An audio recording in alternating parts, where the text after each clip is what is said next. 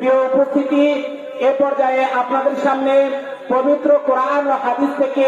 মূল্যবান নসিহত পেশ করবেন আজকের প্রধান বক্তা মুফাসসিরে কোরআন হযরতুল আল্লাম হযরত মাওলানা মুফতি রেজাউল করিম, হযরত মাওলানা মুফতি রেজাউল করিম টাঙ্গাইল সদর মুজাহিদ কমিটি ঢাকা বিভাগীয় শাখা, সদর ঢাকা বিভাগীয় শাখা মুজাহিদ কমিটি। আমি হযরতকে কোরআন ও হাদিস থেকে মূল্যবান আলোচনা করার জন্য অনুরোধ জানাচ্ছি। মাশাআল্লাহ। আসসালামু আলাইকুম ওয়া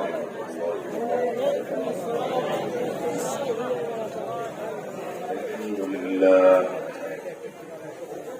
আলহামদুলিল্লাহ নাহমাদুহু ওয়া নাস্তাঈনুহু ওয়া নাস্তাগফিরুহু ওয়া নু'মিনু বিহি ওয়া নাতাওয়াক্কালু আলাইহি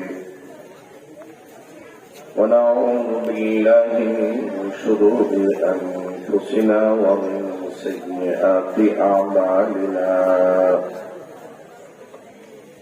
من يهد الله فلا مضل له ومن يضلله فلا هادي له ونشهد أن لا إله إلا الله وحده لا شريك له ونشهد أن محمدا عبده ورسوله أما بعد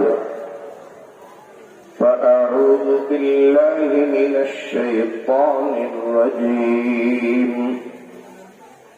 بسم الله الرحمن الرحيم إن الله وملائكته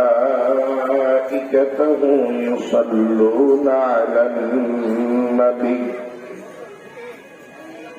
يا أيها الذين آمنوا صلوا عليه وسلموا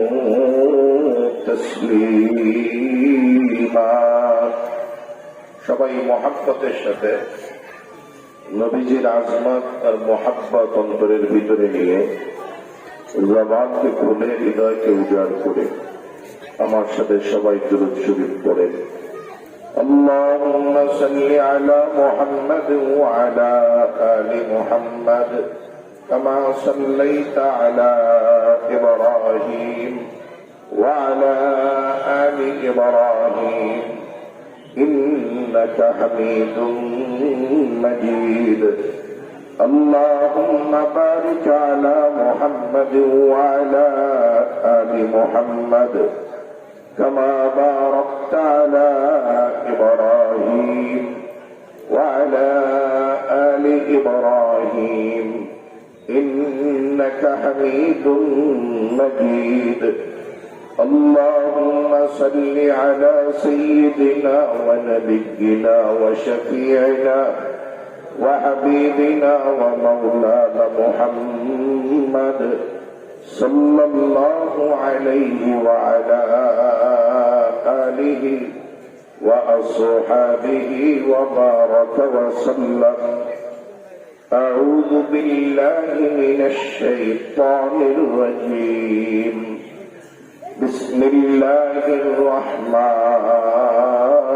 الرحيم ولقد ذرأنا لجهنم كثيرا من الجن والإنس لهم قلوب لا يفقهون بها ولهم أعين لا يبصرون بها ولهم آذان لا يسمعون بها أولئك كالأنعام بل هم أضل أولئك هم الغافلون